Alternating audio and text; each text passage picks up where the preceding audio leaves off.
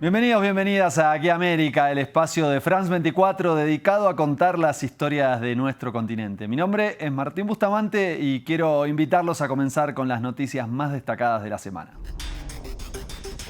El despliegue de marines en Estados Unidos, en el Caribe, se metió en el plenario del debate general del 80 periodo de sesiones de la Asamblea General de Naciones Unidas. Por eso, en instantes repasamos los cruces entre los líderes y profundizamos sobre la situación en la región con un análisis de nuestro corresponsal en La Habana.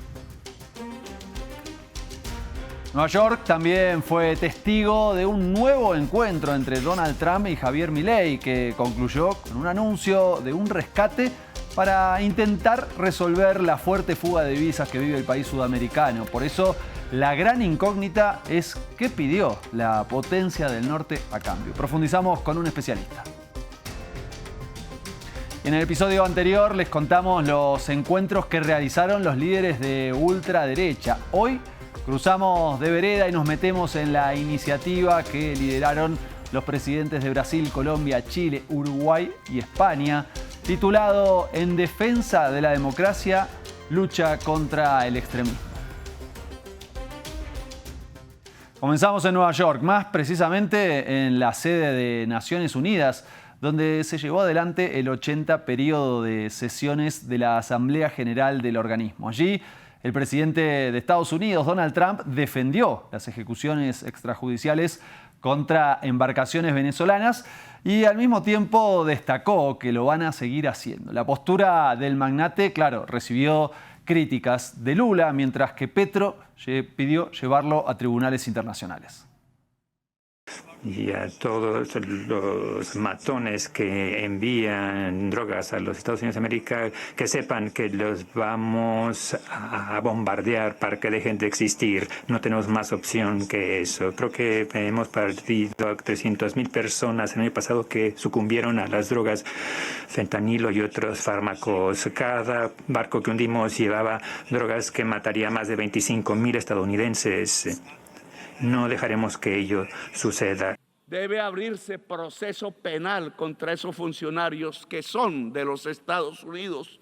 Así se incluya el funcionario mayor que dio la orden, el presidente Trump, que permitió los disparos de los misiles contra los jóvenes que simplemente querían escapar de la pobreza. Es preocupante. Es preocupante la equiparación entre criminalidad y terrorismo. La manera más eficaz de combatir el narcotráfico es mediante la cooperación para reprimir el lavado de dinero y limitar el tráfico de armas. Usar fuerza letal. El uso de fuerza letal en situaciones que no constituyen un conflicto armado equivale a ejecutar a personas sin juicio. Vamos a intentar comprender cómo se vive esta situación en Puerto Rico, en República Dominicana, en Cuba y también en otros países del CARICOM. Por eso, nuestro corresponsal en La Habana, Luis Muñoz, nos envió el siguiente análisis.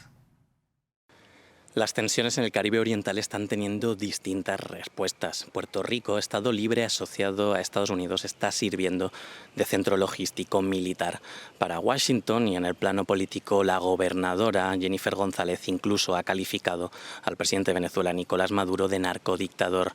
República Dominicana participó el 20 de septiembre en un operativo conjunto con Estados Unidos en el que se atacó una cuarta lancha, dejando al menos 3 muertos.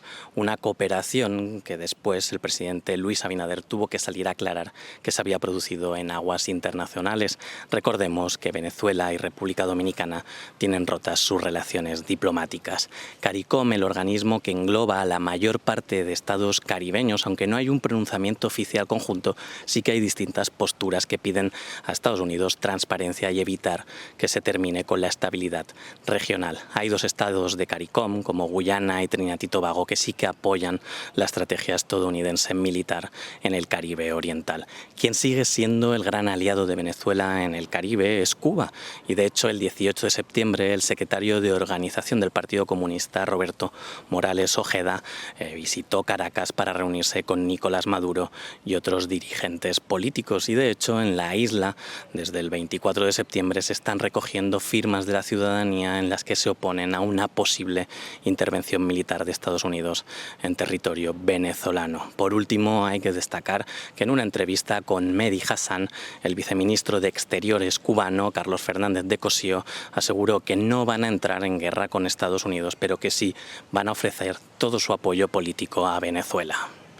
Bueno, y esta profusa actividad diplomática del presidente de Estados Unidos en Nueva York también llegó hasta la región más austral del continente. En una reunión con el mandatario argentino Javier Milei, anunció un rescate financiero que, bueno, se estima que le va a permitir llegar competitivo a las elecciones de medio término que tendrán lugar el mes que viene. Por eso, desde allí, desde la Nación Sudamericana, el economista Guido Agostinelli nos explicó por qué el gobierno del ultraderechista tuvo que recurrir a una asistencia de Estados Unidos.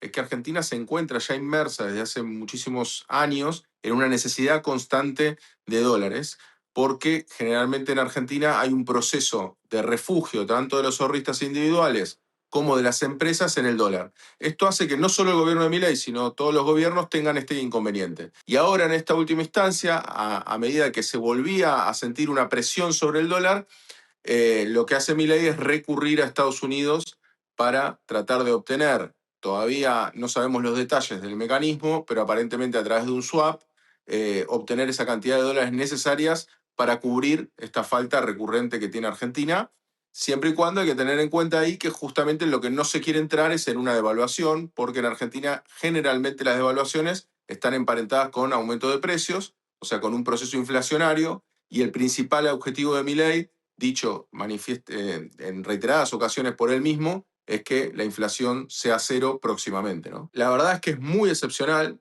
porque los antecedentes que hay, sobre todo se dan con México. Hay un antecedente que no es igual, que sucedió también en Brasil. Recordemos también que por lo general no se dan este tipo de préstamos bilaterales o acuerdos bilaterales en función de que existe un organismo en el cual están representados los países del mundo, en el cual Estados Unidos tiene una gran influencia. Pero ¿cuál fue el impedimento en este caso para Argentina? Bueno, que Argentina ya está al tope, está superando los máximos que podría haber tenido el FMI. O sea, ya fue una excepción el crédito adicional que le dio el FMI. Tengamos en cuenta que Argentina es el mayor deudor del Fondo Monetario Internacional a nivel mundial. Y se lleva una porción muy grande del dinero que presta el FMI. ¿Esto qué hace? Pone en riesgo hasta el mismo FMI. O sea, si Argentina no llegara a pagar el FMI, es un problema grande para el FMI, porque no es que es una deuda marginal la Argentina, sino que, insisto, es la principal. Escuchábamos la palabra del economista argentino Guido Agostinelli, quien también analizó las razones por las cuales Donald Trump decidió asistir al gobierno de Javier Milei. Que para Donald Trump toda esta situación es muy favorable. Es muy favorable, primero porque estamos viendo cómo en toda Latinoamérica, ya sea en países que están alineados con Estados Unidos como los que no, China ha hecho inversiones de distinta índole en prácticamente casi todos los países de Latinoamérica. Y tiene una influencia muy creciente. ¿Por qué? Porque es el gran acreedor a nivel mundial. O sea, la balanza positiva de China es prácticamente con todos los países del mundo, salvo raras excepciones. Esto lo que hace es que Argentina también tenga una dependencia de China. Argentina, obviamente, como es la norma en casi todos los países, importa una gran cantidad de bienes de China. Y esto, obviamente, lo que hace es que lo pueda alinear comercialmente con China. Aparte, tengamos en cuenta que la propuesta de Milei es una liberalización en el extremo. Si uno liberaliza en un extremo, o sea, el planteo libertario, ¿qué es lo que va a ocurrir? ¿Cuáles bienes va a terminar comprando? ¿Los bienes más económicos o los bienes que más se producen? Que hoy en día los está proveyendo China. Por ende, el liberalismo extremo es más conveniente a China que a Estados Unidos. Entonces, ante esa posible pérdida de poderío dentro del país argentino, obviamente para Trump es una enorme posibilidad hacer un préstamo o un swap de 20.000 millones de dólares, que para Estados Unidos no es algo que le mueve demasiado la aguja, hay que decirlo, y por ende es una buena oportunidad para seguir teniendo influencia sobre Argentina. Ahí lo que tenemos, obviamente, es que hay muchos dichos y contradichos con respecto a qué está pidiendo Estados Unidos, qué no está pidiendo Estados Unidos. No siempre lo que pide un país queda explicitado, ¿no? O sea, no necesariamente en el acuerdo uno firma que Argentina le va a dar algo o no le va a dar algo a Estados Unidos, pero posiblemente todos entendemos que aparte de seguir mostrando cierto dominio en la región y más particularmente en Argentina, seguramente haya algún otro favor o algún otro beneficio que pueda obtener Estados Unidos a raíz de este rescate, que podríamos llamarlo de esa manera, ¿no? Quienes se encuentran en el espectro contrario de quienes estábamos describiendo recién, el progresismo, también se reunió allí en Nueva York. Una jornada que juntó a los mandatarios de Brasil, de Colombia, Chile, Uruguay y de España. La historia la cuenta Daciel Lanza. Tras las bambalinas de la Asamblea de la ONU, líderes progresistas impulsan un encuentro por la democracia. Bajo el lema "En defensa de la democracia, lucha contra el extremismo", se reunieron el miércoles en Nueva York. Los quiebres de la democracia quizás ya no son con golpes de Estado como el siglo XX, sino que van poco a poco tomándose las instituciones, desprestigiando a quien piensa distinto, tratando al legítimo adversario como enemigo. ¿Cómo estamos ejerciendo la democracia en nuestros países? Porque si logramos encontrar esta respuesta, ganaremos y volveremos a derrotar a la extrema derecha. Si no encontramos una respuesta, seguiremos sofocados por el negacionismo, el extremismo y el discurso fascista.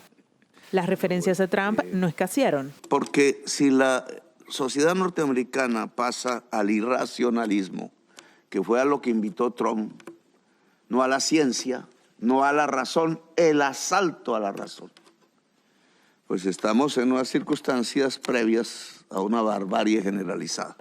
Trump rechaza este tipo de críticas y dice que es él quien ha recibido una bala por la democracia, en referencia al intento de asesinato del año pasado. Además, homenajearon al presidente uruguayo José Pepe Mujica, fallecido en mayo. Este es el segundo encuentro luego de una reunión en julio en Santiago de Chile, donde la preocupación por el retroceso democrático global también fue el tema central. Nos vamos a despedir con estas imágenes impactantes del brasileño Sandro Díaz. Esto sucedió en Porto Alegre. Sandro Díaz estableció 2 récords mundiales porque descendió en su patineta de un edificio de 22 pisos de altura. Este episodio lo hicimos junto a Daciel Lanza, Jesús David Contreras, Jennifer Guevara y Luis Muñoz. Como siempre, contamos con el aporte indispensable de nuestro equipo técnico. Nosotros nos encontramos en el próximo episodio de Aquí América con más historias de nuestro continente.